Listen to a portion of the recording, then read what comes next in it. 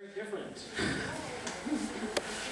I'm an organic farmer from Pennsylvania, just outside of Pittsburgh, and I was asked to come and talk about the challenges for farming with a community.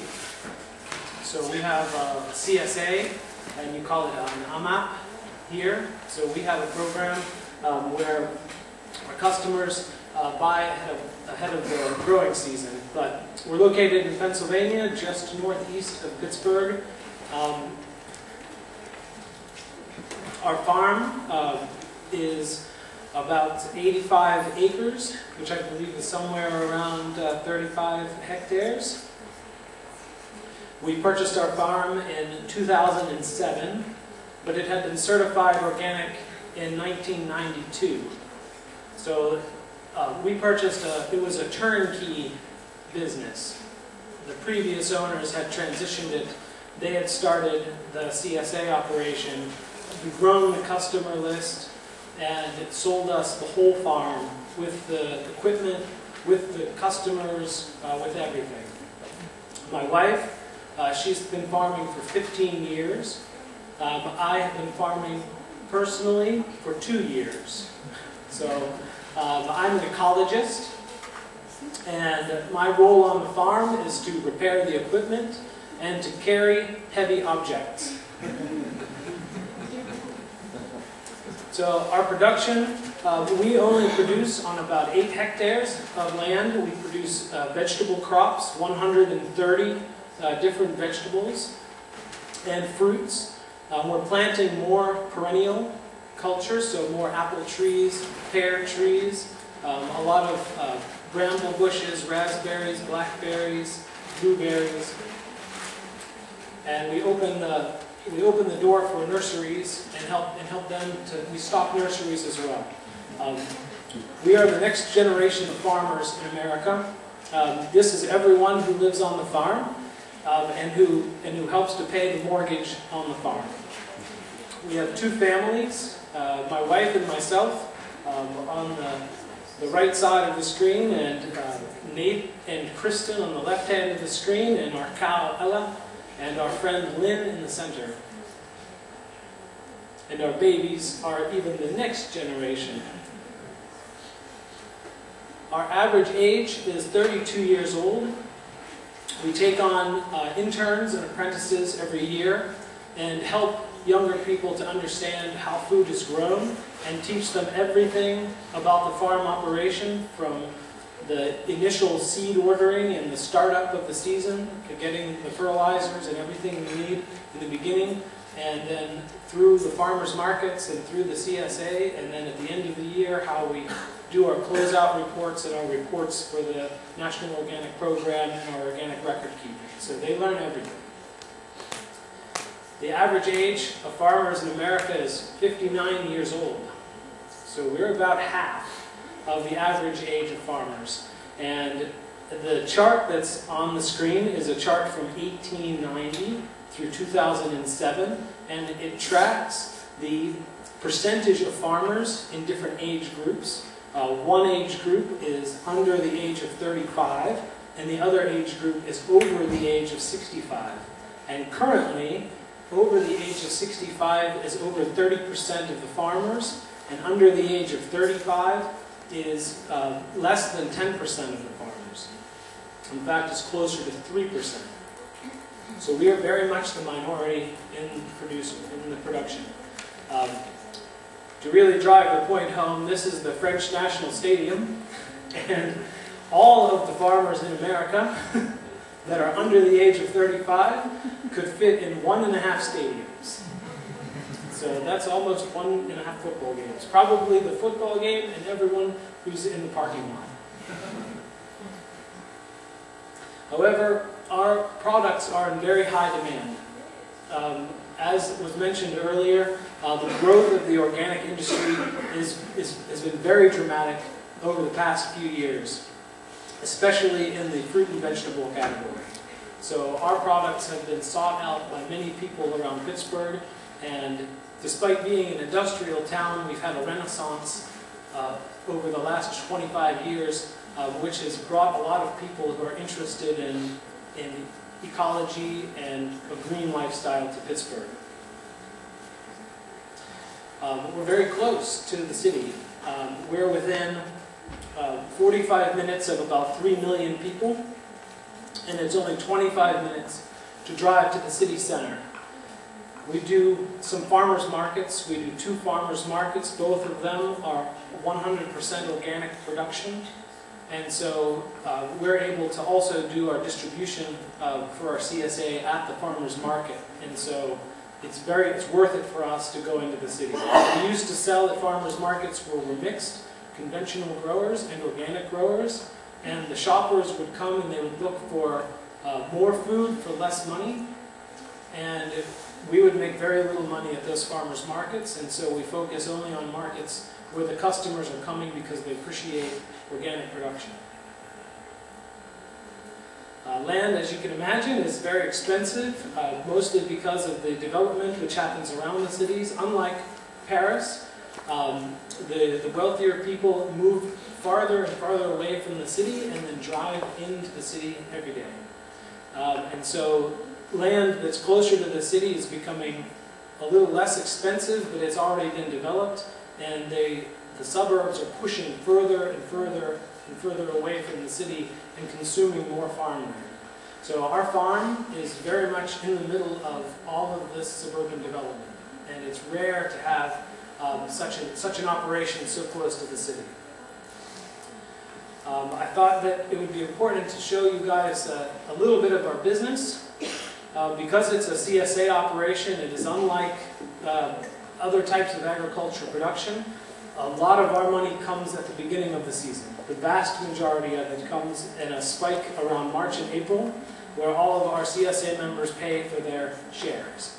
And then throughout the summer months, we sell at farmers markets, and then drops back off, and you've met already the family of people who help to pay the lease on the farm and to keep the farm operation the year round. Even the cow, she pays 25% of her milk to us in rent payment. In our expense category, our farm is not that expensive to operate, except for the mortgage that we pay, which is the reason why we can't change our operation quickly. Our intention is that we'll be able to move away from a lot of the annual crops and do more of the integrated perennial fruit crops with our annual crops and do more of a permaculture system, but it's very difficult to just switch over without a lot of capital.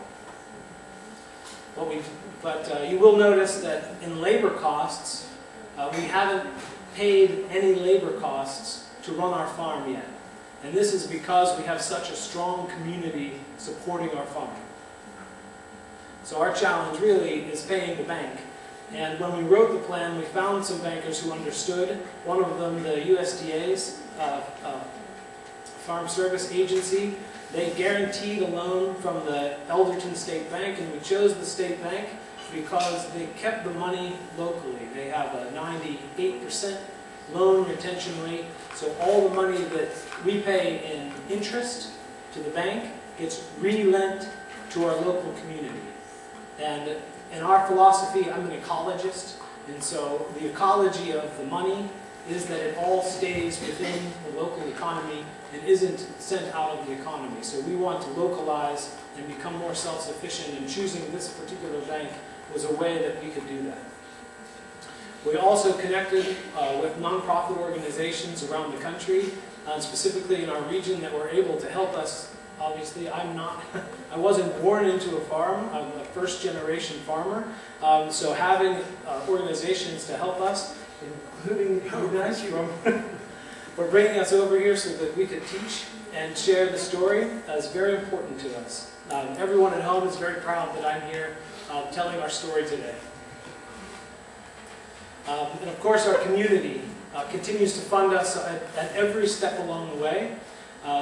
We started a seed collective in which the community was able to sponsor us to produce seedlings, to give away the seedlings, and to sell the seedlings and make money in order to continue projects.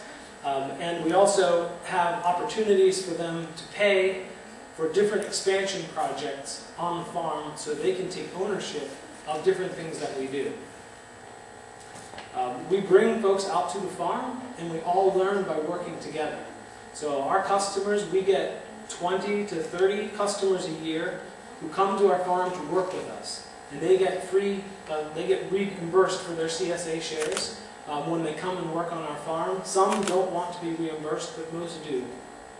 We also take on, like I said, interns and apprentices every year in order to extend the educational activities. And we welcome many people out to the farm. We partner with an organization called Farm Corps, which is an organization that helps to connect people to their food system by giving them essentially a tour, a working tour of a farm. And so families who are curious or want their children to experience the farm are able to come out and put in a day's work and eat food from the farm and help a farmer along the way. Like I said, the average age of farmer is around 60 years old, so being able to get people out to the farm to lend a hand is extremely important because most of the farmers in the area are thinking about retirement. And so we listen to the veterans. We visit with these farmers, and we learn from the other farmers around the area the different challenges and the different opportunities and the different techniques that we can use to be more ecologically benign and to improve the economy of our farm.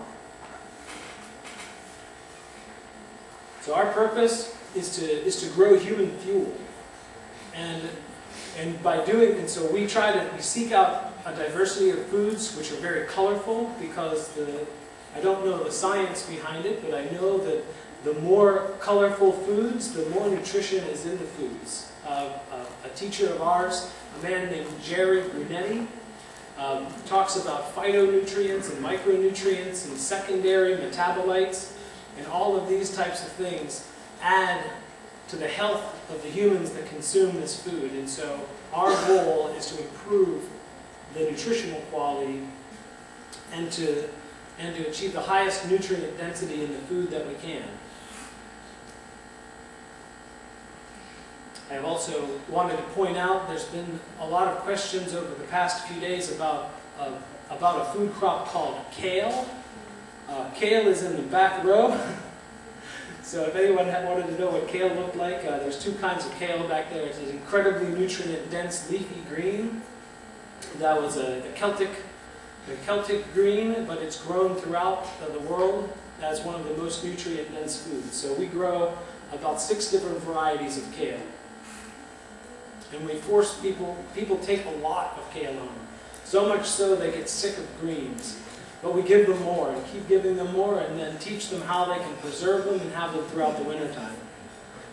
So families come to the farm. When they talk amongst themselves, they call our farm their farm. They say, I am going to my farm today to pick up my food from my farmer. And they take ownership of the farm. They bring their children to the farm. 80% of our members come to the farm every week. And they visit with us, they talk with us, they interact with us, they walk around the farm, they visit the animals, they visit the crops. They check on how their farm is doing, and we encourage it. We want them to come out and be more participating in the farm business. So our members know that some food is very unhealthy. And they know that some food isn't as nutrient dense as other food.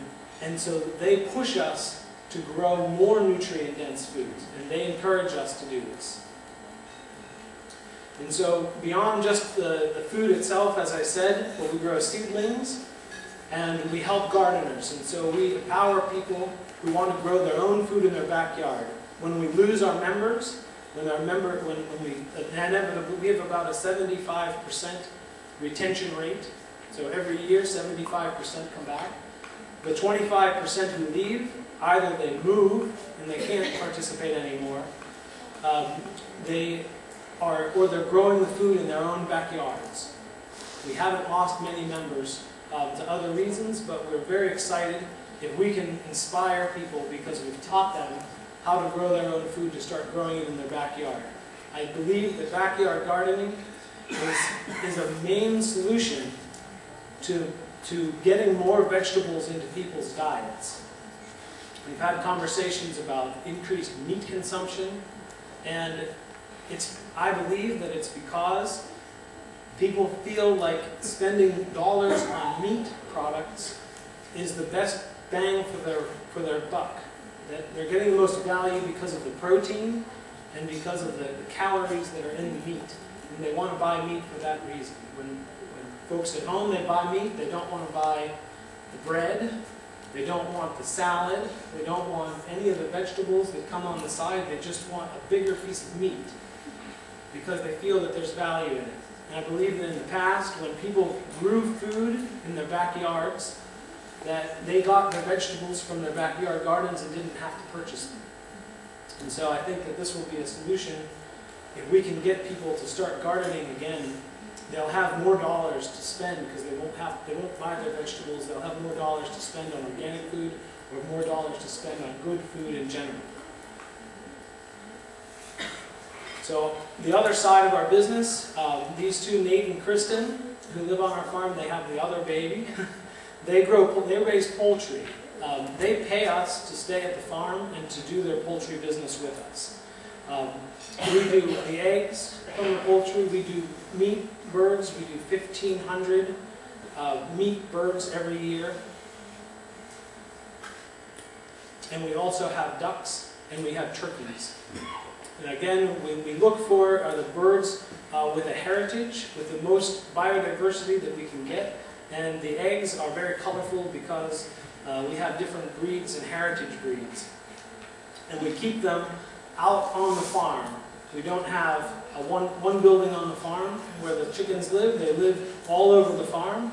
And we rotate them as we rotate our crops on our farm. So they help with the fertilization program and they work on our farm too. This is a chicken house that was built very inexpensively, a few $100s to build this chicken house. It's made out of an old billboard, an old advertisement, and cattle fencing. So fencing panels that were bent over and then covered with a billboard. All of the manure falls through the floor. And in the front, on the right side, is a very small door. And that door has a spring on it. So in the morning, when the chickens get up, they walk towards that door and they step on a lever and it opens the door for them. And so they let themselves out in the morning. It's a very self-sufficient system for keeping the chickens. We also raise the birds for meat, and the meat birds are too big to jump up onto the roosts, and so they live on the ground. And in order to make sure that they maximize the diversity in their diet, we have to move them around the farm. But they're rather big and slow, and so the predators will attack them, and we have to protect them with a cage and a billboard. Or the tarp on the top is a billboard. But they get moved 3 or 4 times a day, depending on how large they are. So the bigger they get, the more we move them, so they always have fresh grass to eat and fresh bugs to eat. As you can see, they're sloppy eaters, but they like the grass. We process all of our birds on our farm. This is a trailer which has a slaughterhouse on it. And in the slaughterhouse, we're able to process about 300 chickens a day, or about 100 turkeys a day. And we do this on the farm, and we do this with our community. We invite them to see the chickens, to see the turkeys. We invite them to participate in the processing of the birds, and we have a waiting list of people who want to come out and help us to do this, because there's such a disconnect between where their food comes from, and the curiosity level is so high that people want to come from all around to find out how to grow the food and how to process the food. And so we also have a project to promote biodiversity. So every year, when we purchased the farm, they grew the same varieties every year, and we wanted to switch from those they grew varieties every year to the point that other farmers were copying their varieties, and so everyone was growing the the same rare varieties, which weren't rare any longer. And so our project was to change our varieties. But since we have a mortgage, we can't change them all right away, because it's unpredictable what our production will be. So every year we keep changing more and more varieties to get more diversity, and we've become known for how much diversity we've got in our CSA shares. And so if folks want to be adventurous and try rare foods, then we're the location where they come to try rare foods. And our project is to sell, on the left side, the seedling at the farmer's market. And we sell the seedling very expensively. We sell them for around $8, so around €6, or around €6-ish a piece. And people, they look at us funny, they don't want to pay the high price. And so we talk about biodiversity, and we talk about the importance of rare seeds and rare seedlings, and we give them a seed packet with their purchase, and we give them instructions on how to save the seeds. And so they buy the plant one time, and they can save the seeds. We talked to some Italian gardeners in Pittsburgh, the Italian Garden Project, they're partners of ours. And they said, "What do you mean seed saving?" In Italy, they're inseparable. If you eat, you save seeds. You don't garden otherwise. There's no way you can continue every year and purchase seeds every year. You save your seeds in every village, in every household. That's how biodiversity had begun. And in France and in the United States, we've had a loss of about 90% of the biodiversity in our food system over the past 100 years because of seed catalogs and because of the commercialization of some varieties. The skills to save seeds have been lost, and in saving seeds is something that the caveman could do. So, and if the caveman didn't do it, then we wouldn't have anything. We wouldn't be here today. You know, it was being able to save seed from year to year that's empowered agriculture, and to keep the project going. So, we promote this caveman technology, and we hope that others will continue to do the same. And so, to really maximize natural diversity, we have to focus on the microbes, on the microbiology and the microorganisms that are on the farm and participating. And my conversation around lunch involved discussing microorganisms. We at the farm adopt microorganisms. Everyone has a pet. I make beer. Mine is yeast. Nate makes bread. We make sauerkraut on the farm. We make yogurts and kefir and kimchi. And we make a drink called kombucha. So we love microbes. In the soil, the microbes are what feed the plant. As a farmer, I want to think that somehow I put a seed in the ground, and I put fertilizer in the ground, and the seed has grown because I did it. Because I mixed those together. But that is not true. The reason why the plant can take up nutrients is because the fungus takes the nutrients from the soil and gives it to the root of the plant. And so even in our own bodies, we have biology, which takes our bodies chemically break the food down, but it's the microbes that take the food and exchange it with the cells in our digestive system. In a cow, it's even more obvious because the microbes have to break down the grasses for the cows to digest the grass. So that there's a symbiosis between living soil and healthy food. The more microbes we can put into the soil and foster in the soil, the healthier and more nutrient-dense our food will become.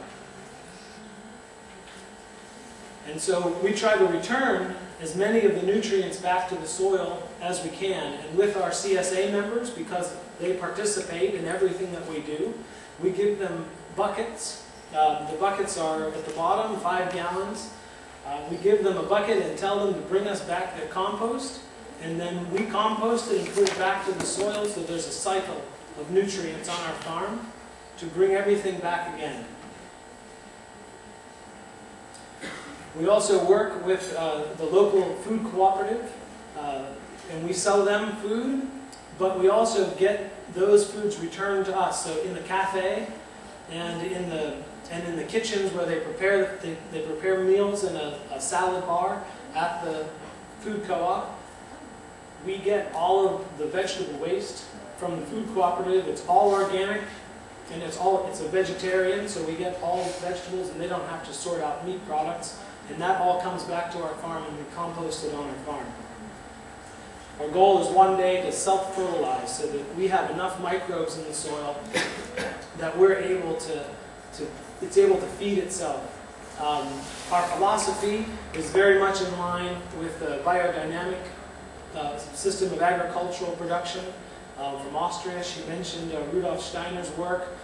We strive to be biodynamic. We are not certified by Demeter yet, but we are hoping one day to be able to get the certification.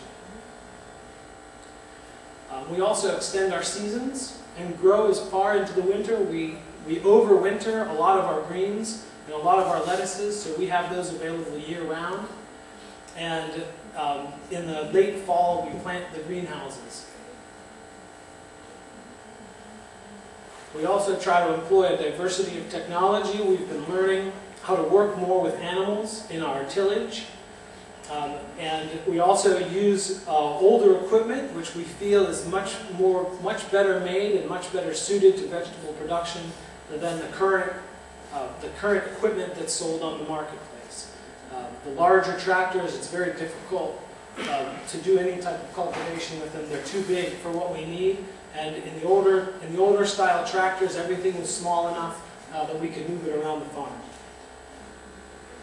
We also host many tours on the farm. We have school groups that come out. We just do promotion of the farm with international groups that come. There's a group called Global Pittsburgh, and they bring at least 3 groups a year from different countries to our farm to see how we produce food. In the top corner of the screen, they're looking at the paw prints from a bear that was on the farm. And of course, the gentleman in the lower left-hand corner he picks his own tomatoes on the farm. As for even having weddings and events on the farm is very important. Folks just want to be more connected with their food, and so they want to have an experience on a farm. They're so disconnected. This summer we'll have a meal with a group called Outstanding in the Field. And this group does very expensive dinners, and it's an honor really to host them on our farm this year. Every summer we host 3 or 4 community picnics. This is a puppet show that we had a local artists group come out, and they put on a local food puppet show for the children. We have problems too. As an organic farm, we want the highest quality to go to the farmer's market. And we wind up with a lot of damaged product, the cosmetic damage, that can't be sold at a farmer's market because everybody wants to spend money on 100% perfect food. And so as an organic farmer, we wind up with too much extra food. I work with a gentleman who used to work in the steel industry. Pittsburgh was famous for its steel. And he said that in the steel industry, if a mill operated at a 5% scrap rate, so they threw away or had to recycle 5%, they went out of business. And vegetable farmers, this is an average of 25%. Vegetable farmers have to throw away 25% of what they grow. They can't market it. And it's a wonder that farmers are in business at all.